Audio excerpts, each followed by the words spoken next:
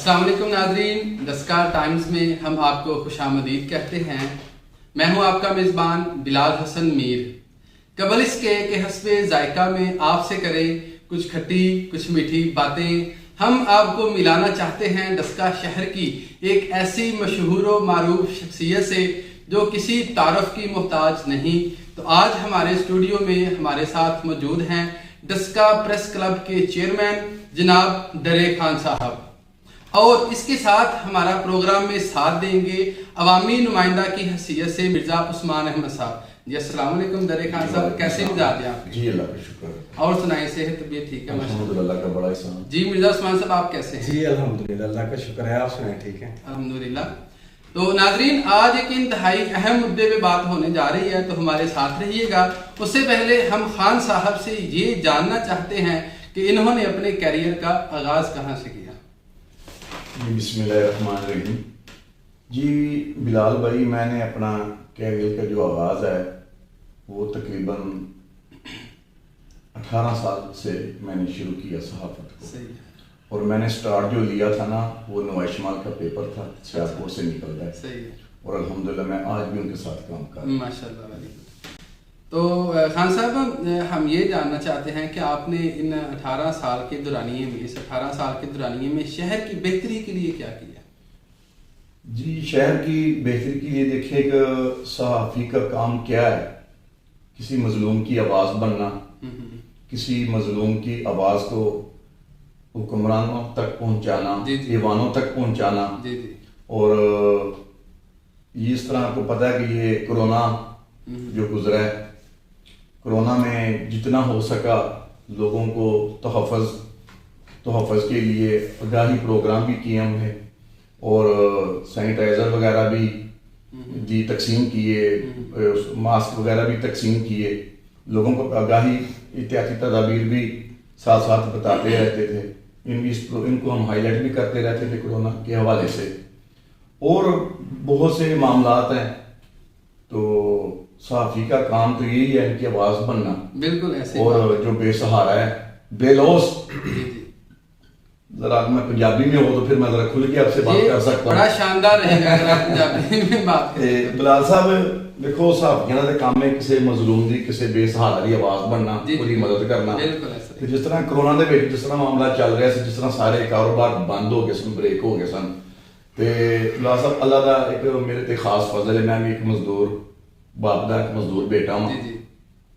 मैं तुहाडे सामने ही डस्के दे विच मैं मजदूरी करदा रहा, मेहनत करदा रहा, अल्हम्दुलिल्लाह सारे डस्के नूं पता है। बिल्कुल सारे जानते। ते अल्लाह दी मेरे ते रहमत है, मैं जिन्हें जोगा ऐसा अपने सफेद पोश दोस्त भाइयों का मैं कोरोना में जा के उन्होंने घर में जिन्ना हो सकिया मैं राशन जिन्ना मुहैया कर सकिया मैं किया है। उदा अजर मैं अपने सोने रब को लेना। बेशक, ठीक है ना।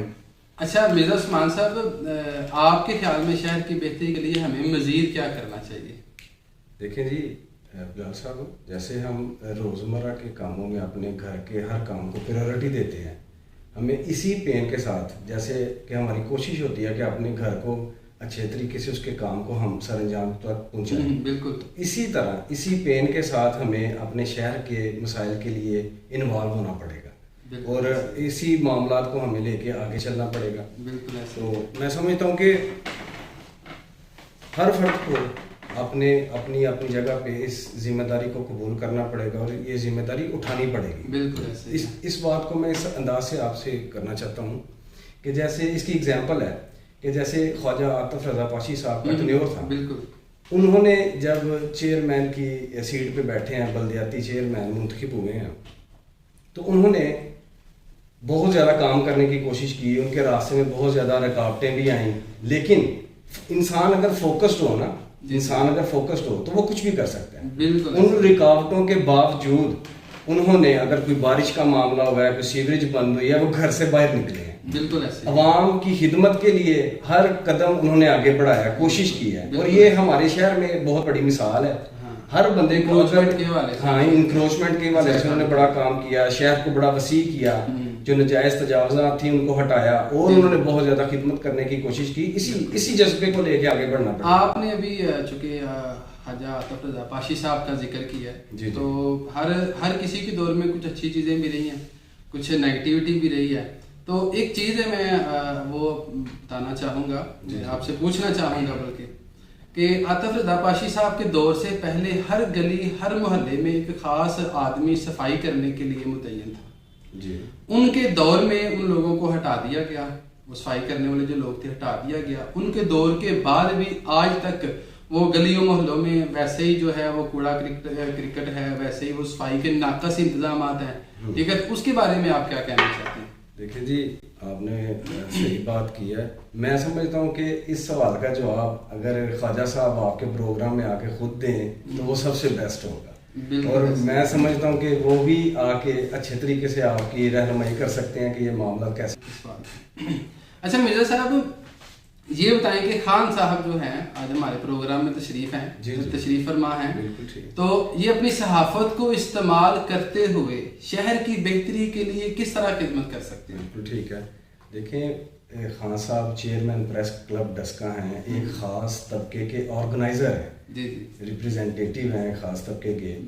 इनको जो आवाम की आवाज़ है वो रियासत तक और इंतज़ामी जो अदारे हैं वहाँ तक पहुँचाने की ज़रूरत है। बिल्कुल इनको चाहिए। देखें, शहर में बहुत ज़्यादा शख्सियात ऐसी हैं जो कि शहर की खिदमत के लिए बहुत ज़्यादा एफर्ट्स कर रही हैं, लेकिन क्या होता है कि बड़े मामला इस तरह के हैं जो सियासत की नज़र हो जाते हैं। बिल्कुल ऐसे ही, ठीक है, उनको अमली जामा पहनाने की ज़रूरत है। बिल्कुल बेशक ऐसे। फिलहाल साहब बात यह है कि अल्लाह ताला की ज़ात ने इंसान को जो खूबियाँ और जो ताकतें दी हैं, जो पावर दी है, वो किसी और मखलूक को नहीं अता की। देखें, अगर हमारे वालिदैन, हमारे घर के कोई बड़ा फर्द, हमारा कोई दोस्त, बड़ा अजीज दोस्त हमारी कोई जिम्मेदारी लगा देता है किसी काम के लिए, तो हम कोशिश करते हैं कि बड़े अच्छे तरीके से उसको कबूल करके, क्योंकि हमें पता होता है कि शाम को जब घर जाएंगे तो हमने जवाब देना, उसका जवाब देना है, तो हम उसको पूरा करने की कोशिश करते हैं। इसी तरह जितने भी लोग हैं जिन पे अल्लाह ताला की ज़ात ने जिनके कंधों पे ये शहर की जिम्मेदारी डाली है, अगर वो ये देख लें, इस बात को महसूस कर लें कि ये सबसे बड़ी ज़ात है अल्लाह ताला की, तो हमें उन्होंने अपना डिप्टी बना के दुनिया में भेजा है, तो हमें किसने जिम्मेदारी लगाई है, अगर उस जिम्मेदारी का हमें अंदाजा हो जाए तो मेरे ख्याल में हमारा काम और बेहतर हो सकता है, मजीद बेहतर हो सकता है। क्योंकि जब यहाँ से हमने जिम्मेदारियां पूरी करके जाना है तो फिर हमने जवाब भी तो देना है। जवाब भी तो देना, बिल्कुल। ये बड़ी अच्छी बात की है खान साहब, मिर्जा उस्मान साहब ने, कि जो अल्लाह ताला ने हमारे कंधों पे जिम्मेदारियां डाली हैं उनको ऐसे तरीके से पूरा किया जाए। आपको प्रोग्राम में दावत देने का मेन मकसद ये था कि डस्का के जो मसाइल है ना उनके ऊपर बात की जाए, ठीक है। तो आपके ख्याल में डस्का शहर के बुनियादी मसाइल कौन कौन से हैं? जी देखें, डस्का के जो बुनियादी मसाइल है वो तो है मेन सीवरेज का। जी जी बिल्कुल। डस्का में हमारे सीवरेज का जो निज़ाम है वो बहुत ख़राब है और अरसा दराज से ख़राब है, बिल्कुल, ठीक है। उसके साथ साथ जो मेन पावर है, तो आज देख लें, आज हमारी जो डस्का की जो आबादी जो है वो तकरीबन समथिंग 3 लाख प्लस है। 3 लाख से ज़्यादा आबादी ऐसे ही है। 3 लाख तो मेरा ख्याल है ज़्यादा है। जब ये सीवरेज बना था तब गालबन कितनी है? मेरा ख्याल है 90,000। 90,000। और देखिए, आज से 20 साल पहले जो हमारे सेंट्री वर्कर थे, 20 साल पहले भी मेरा ख्याल 70 या 72 की फिगर में होंगे, बिल्कुल मेरा ख्याल है। और आज भी देख रहे वो 70-72 की फिगर में, जबकि आबादी ज्यादा है, सेंट्री वर्कर हमारे ज्यादा होने चाहिए।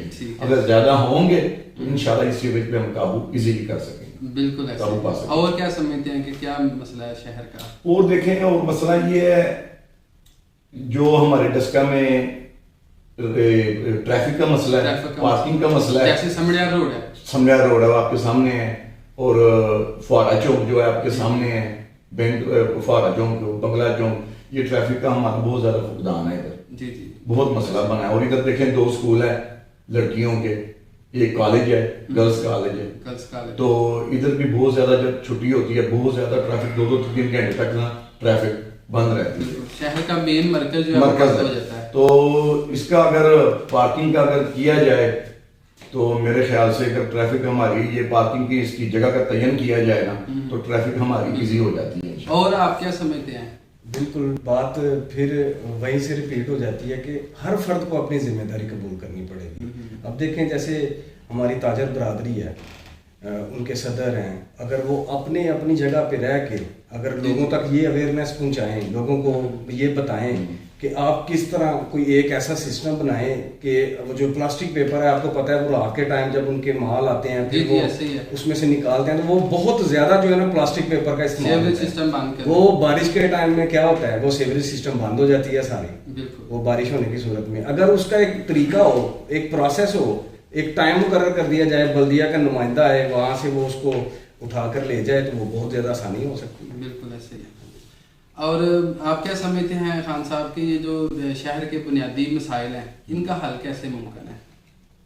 देखिए, इनका जो हल है, सबसे पहले जो सीवरेज, मैं आपको बता रहा था कि सीवरेज का बड़ा मसला है, तो सीवरेज का जब हमारे ये सेंट्रल वर्कर की जो तादाद है ये पूरी होनी चाहिए जी जी, और इसके साथ साथ जिस तरह हमारे भाई बता रहे थे कि ताजर जो हैं इनको बिल्कुल हमारे तकरीबन 50% हमको कंप्रोमाइज करना पड़ेगा। देखिए, अगर जितना प्लास्टिक हमारे पास डस्टबिन हम नहीं रखते, जो भी हमारे पास कोई लिफाफे वगैरह शापर वगैरह आते हैं तो पंजाबी में तो नजर डिस्कस करना जिन्हें कोई शापर जिन्हें गंद कूड़ा होता है ਅਸੀਂ ਨਹੀਂ ਕੋਈ ਡਸਟਬਿਨ ਰੱਖਦੇ ਸੀ ਫੜ ਕੇ ਬਾਹਰ ਸੁੱਟਦੇ ਗਲੀ ਦੇ ਵਿੱਚ ਸੁੱਟਦੇ ਨੇ। ਮੇਰਾ ਖਿਆਲ ਹੈ ਬੜੀ ਗਲਤ ਗੱਲ ਹੈ, ਬੜੀ ਗਲਤ ਗੱਲ। ਅਗਰ ਥੋੜਾ ਜਿਹਾ ਅਸੀਂ ਵੀ ਤਿਆਰ ਕਰ ਲਈਏ, ਕੋਈ ਡਸਕਾ ਸਾਡਾ ਘਰ ਹੈ। ਬਿਲਕੁਲ ਇੰਜੀ ਗੱਲ ਹੈ।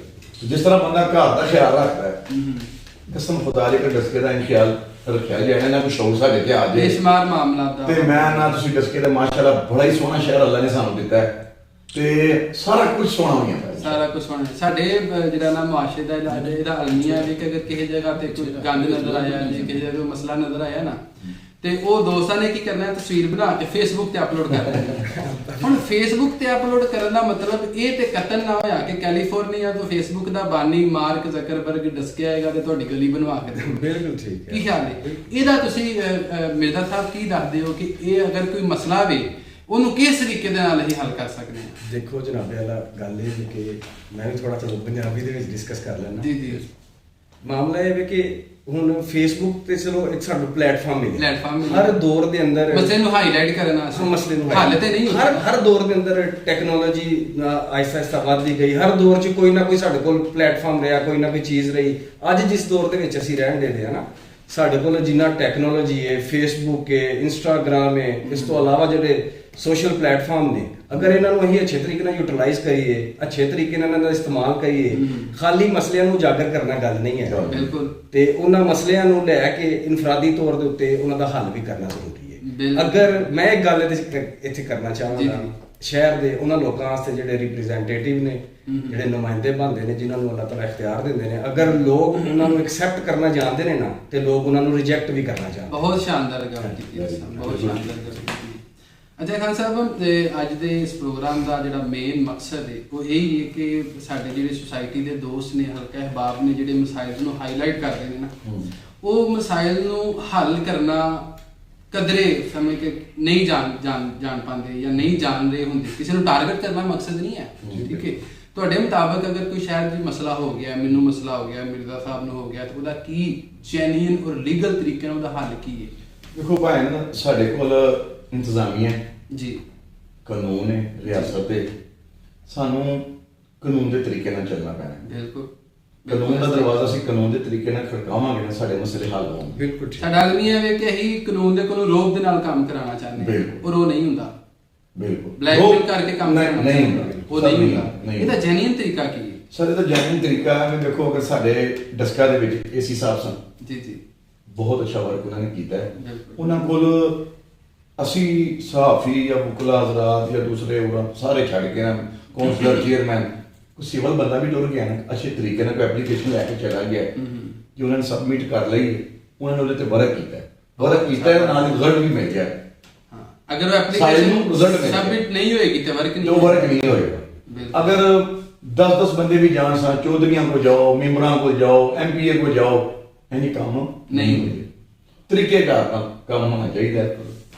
ਕਾਨੂੰਨ ਨੂੰ ਕਾਨੂੰਨ ਦੀ ਜ਼ੁਬਾਨ ਨਾਲ, ਰਿਆਸਤ ਨੂੰ ਜਦੋਂ ਅਸੀਂ ਰਿਆਸਤ ਦੀ ਜ਼ੁਬਾਨ ਨਾਲ ਨਹੀਂ ਨਾ ਬੋਲਾਂਗੇ, ਸਾਡੇ ਕੰਮ ਨਹੀਂ ਹੋਣਗੇ। ਬਿਹਤਰੀਨ ਤਰੀਕਾ ਤੁਹਾਡਾ ਕਹਿਣ ਦਾ ਮਤਲਬ ਹੈ ਕਿ ਅਗਰ ਕੋਈ ਮਸਲਾ ਵੇ, ਉਹਦੀ ਬਕਾਇਦਾ ਰਿਟਨ ਐਪਲੀਕੇਸ਼ਨ ਲਿਖੀ ਜਾਏ, ਔਰ ਸਾਨੂੰ ਇਹ ਪਤਾ ਹੋਣਾ ਚਾਹੀਦਾ ਵੇ ਕਿ ਇਹ ਮਸਲਾ ਹੱਲ ਕਿਹੜੇ ਆਫਿਸ ਤੋਂ ਹੋਏਗਾ, ਕਿਹੜੀ ਜਗ੍ਹਾ ਤੋਂ ਹੋਏਗਾ, ਉੱਥੇ ਜਾ ਕੇ ਐਪਲੀਕੇਸ਼ਨ ਬਕਾਇਦਾ ਸਬਮਿਟ ਕੀਤੀ ਜਾਏ, ਔਰ ਫਿਰ ਉਹਦਾ ਫਾਲੋ ਅਪ ਦਿੱਤਾ ਜਾਏ, ਉਹਦਾ ਬੈਕਅਪ ਲਿਆ ਜਾਏ। ਇਹਨਾਂ ਕੋਲ ਕਮ ਸੇ ਕਮ ਸਾਡੇ ਕੋਲ ਸ਼ਊਰ ਹੋਣਾ ਚਾਹੀਦਾ, ਸਾਡਾ ਕੰਮ ਕਿੱਥੋਂ ਹੋਣਾ ਹੈ, ਉਹ ਕਿਹੜੇ ਆਫਿਸ 'ਚ ਹੋਣਾ ਹੈ, ਉਹ ਕਿਸ ਤਰੀਕੇ ਨਾਲ ਹੋਣਾ ਹੈ। ਬਿਲਕੁਲ। क्या एहतजाज करना काम हो जाते कतल नहीं ਹੁੰਦੇ क्या रोब नाल या ब्लैकमेलिंग करके काम हो जाते कतल नहीं कसम खुदा दी मैं नहीं होंदे ਵੇਖੀ नहीं ਹੁੰਦੇ ही नहीं है अगर हो भी जाएंगे एक दो हो भी जाएंगे मगर वो काम ना समझो जो तरीकाकार है ना कानून ਦੇ ਨਾਲ ਬੜਾ ਮਜ਼ਾ ਆਉਂਦਾ ਹੈ ਕੰਮ ਦਾ ਬੜੇ ਵੇਖੇ ਨੇ ਮੈਂ ਬੜੇ ਕੀਤੇ ਵੀ ਨੇ ਦੋਸਤਾਂ ਹਬਾਬ ਨਾਲ ਅਸੀਂ ਇੰਜ ਹੀ ਕੋਈ ਕੰਮ ਹੋਇਆ ਉਹਦੀ ਤਰੀਕਾਕਾਰੀ ਐਪਲੀਕੇਸ਼ਨ ਦੀ ਉਸ ਅਫਸਰ ਕੋ ਜਾਓ और पॉजिटिव माइंड ਨਾਲ ਜਾਓ ਉਹ ਅਫਸਰ ਤੁਹਾਡੀ ਬਹੁਤ ਜ਼ਿਆਦਾ ਰਿਸਪੈਕਟ ਕਰੇ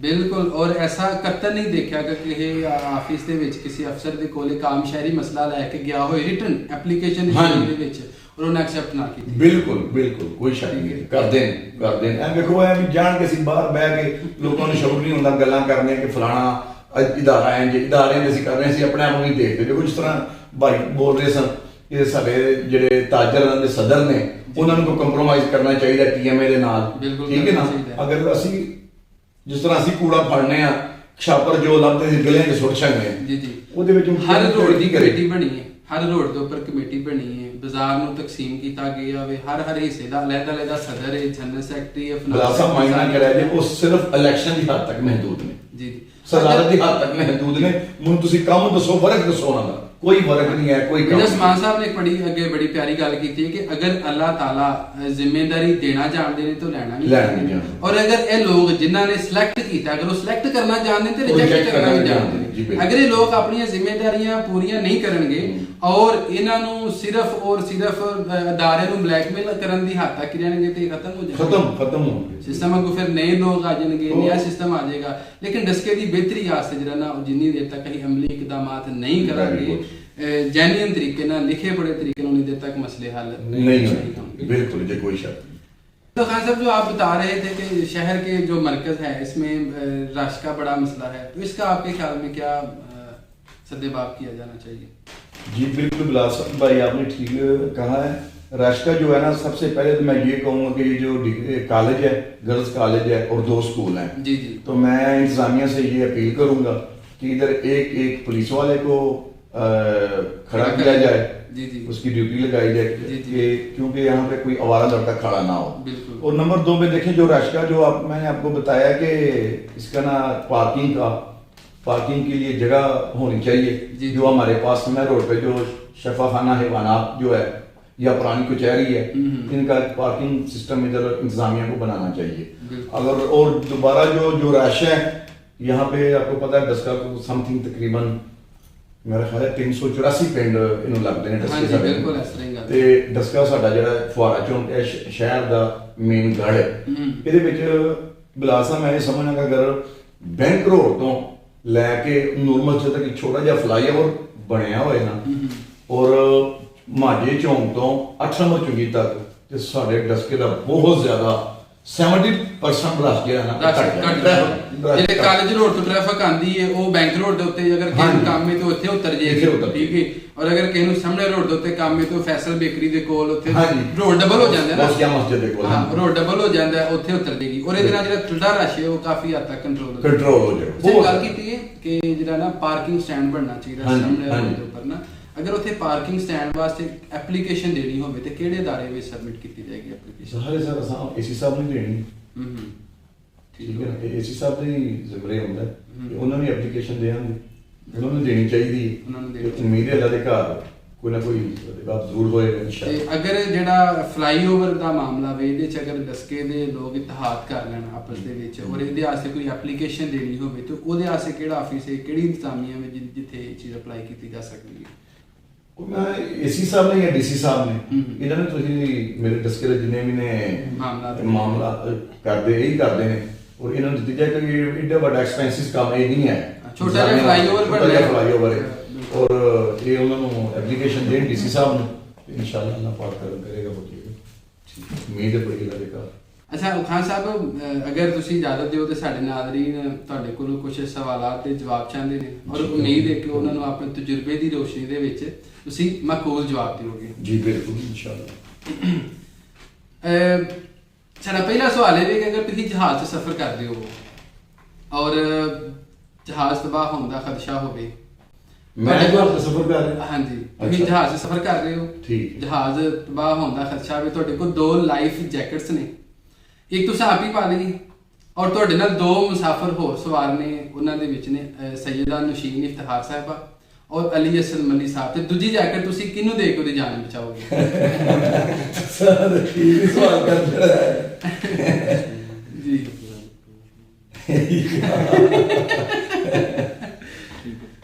ਤੁਸੀਂ मैं तो नहीं दसा हूं हाँ जी अपने दिल की आवाज बताएं आप। दिल की आवाज देखो असि पठान जी जी दूसरे नंबर पे सैयद इफ्तिखारुल हसन अल मरूफ ज़ाहिर शाह जी जी मैं बड़ी रिस्पेक्ट इस शाह साहब की जी। करना सा करना बिल्कुल। जबकि ये धी है भैन है जी। अचद मरी साडा यार है जी जी भरा है जी जी जवान है मरदे ते मैं ये समझांगा ये भैन है साडी जैकेट इन्होंने जैकेट इन्होंने ठीक है। उस्मान खालिद साहब एक दसके दी नामी गिरामी शख्सियत ने और उन्होंने ਕੋਸ਼ਿਸ਼ ਕੀਤੀ ਪੀਟੀਆਈ ਦਾ ਇਲੈਕਸ਼ਨ ਲੜਨ ਦੀ ਟਿਕਟ ਨਾ ਮਿਲ ਸਕੀ। ਤੁਹਾਡੀ ਰਾਏ ਦੇ ਮੁਤਾਬਕ ਅਗਰ ਫਿਊਚਰ ਦੇ ਵਿੱਚ ਇਲੈਕਸ਼ਨ ਲੜਨ ਦਾ ਇਰਾਦਾ ਕਰਨ ਇਹਨਾਂ ਨੂੰ ਕਿਹੜੀ ਜਿਹੜੀ ਨਾ ਦੀ ਟਿਕਟ ਲੈਣੀ ਚਾਹੀਦੀ ਹੈ? ਪਾਕਿਸਤਾਨ ਮੁਸਲਿਮ ਲੀਗ ਨੂਨ ਦੀ ਲੈਣੀ ਚਾਹੀਦੀ ਹੈ ਜਾਂ ਪਾਕਿਸਤਾਨ ਤਹਿਰੀਕ-ਏ-ਇੰਸਾਫ ਦੀ ਲੈਣੀ ਚਾਹੀਦੀ ਹੈ?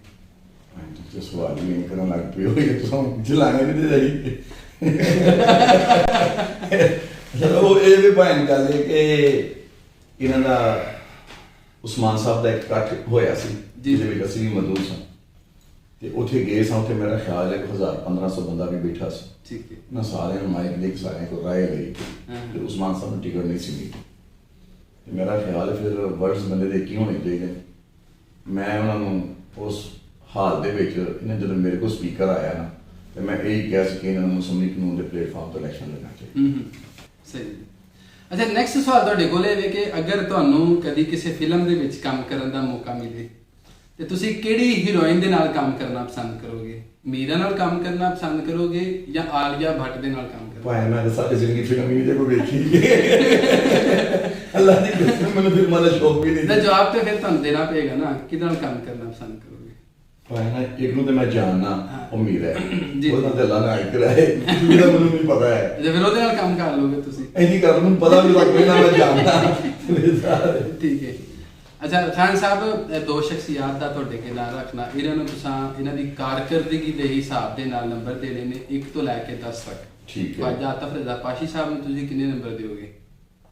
ख्वाजा आतिफ पाशी साहब जी जी ख्वाजा आतिफ पाशी साहब देखो मेरे भाई ने जी जी ख्वाजा आतिफ यारां दा यार है जी। ਤੁਹਾਡੇ ਬਾਜ਼ਾਰ ਨਹੀਂ जी जी ਜਿਹਦਾ ਨਾਮ ਦਰੇ ਖਾਨ ਉਹ ਵੀ यारां ਦਾ यार है ਤੇ ਤੁਹਾਡੇ ਬਾਜ਼ਾਰ ਆ ਤੇ ਇਨਸ਼ਾਅੱਲਾ ਮੇਰਾ ਖਿਆਲ ਹੈ 10/10 ਹੀ ਜਾਣ। ठीक हो गया। अफसर मनशा साहब ਨੂੰ ਕਿੰਨੇ ਨੰਬਰ ਦਿਓਗੇ? अफसर मनशा साहब मेरे भाई ने बड़ा अच्छा टर्नियर गुजरिया मेरा उन्होंने बड़ा अच्छा वक्त गुजरिया जी, जी। सहाफत के हवाले नाल भी ते अफसर मनशा भाई है मेरा मैं 8 नंबर उन्होंने भी दिया माशाअल्लाह। अच्छा अगला आखिरी सवाल ਤੁਹਾਡੇ ਕੋਲ ਇਹ ਹੈ ਕਿ ਅਗਰ ਤੁਹਾਨੂੰ ਮਜ਼ੀਦ ਇੱਕ ਸ਼ਾਦੀ ਕਰਨ ਦਾ ਤੁਹਾਡਾ ਇਰਾਦਾ ਹੋਵੇ ਤੇ ਤੁਹਾਡੀ ਫੈਮਿਲੀ ਵਾਲਿਆਂ ਦਾ ਕੀ ਰੱਦ-ਏ-ਅਮਲ ਹੋਏਗਾ? देखी भैन ऐ सवाल मैं नहीं दियो ਤੁਹਾਡੀ ਮਿਹਰਬਾਨੀ कोई जनरल नॉलेज का सवाल? जनरल नॉलेज कर लो कोई कर जनरल नॉलेज का सवाल ये है कि दो समुद्रों को मिलाने वाली स्विस किनाल कहाँ पर वाक़ है? दो समुद्रों को मिलाने वाली स्विस किनाल कहाँ वाक़ है?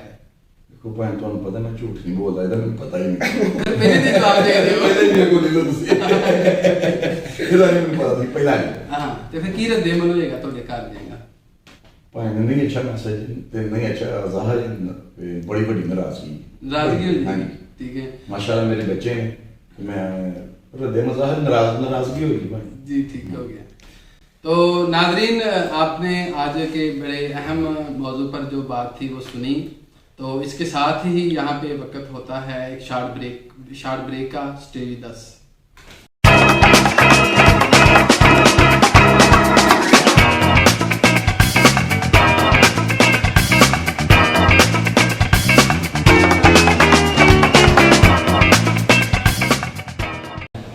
वेलकम बैक नाजरीन। अब प्रोग्राम को मजीद आगे बढ़ाने के लिए इस प्रोग्राम में हमारा साथ दे रहे हैं अहमद आरिफ और कैसर अब्बास।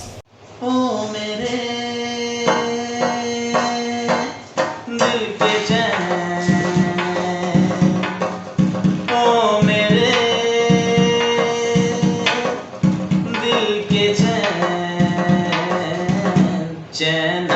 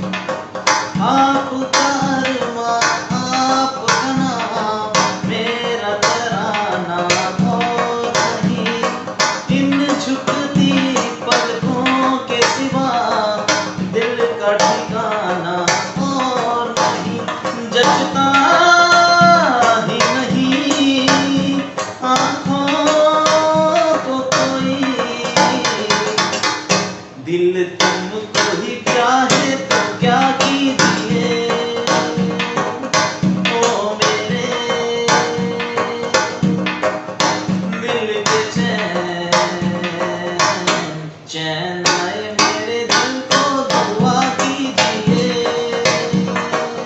ओ मेरे दिल के चैन।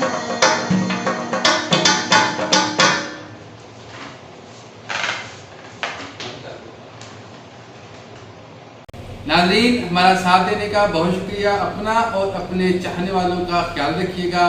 हमारा फेसबुक पेज ज़रूर लाइक करें। अगर कोई मसला मसाइल आप हमारे साथ शेयर करना चाहते हैं तो हमारा मोबाइल नंबर और व्हाट्सएप नंबर आपको स्क्रीन पे नज़र आ रहा है। हमारे साथ कम्युनिकेट करें। हमारा यूट्यूब चैनल ज़रूर सब्सक्राइब करें। अपने मेज़बान बिलाल हसन मीर को इजाज़त है। अल्लाह हाफ़िज़।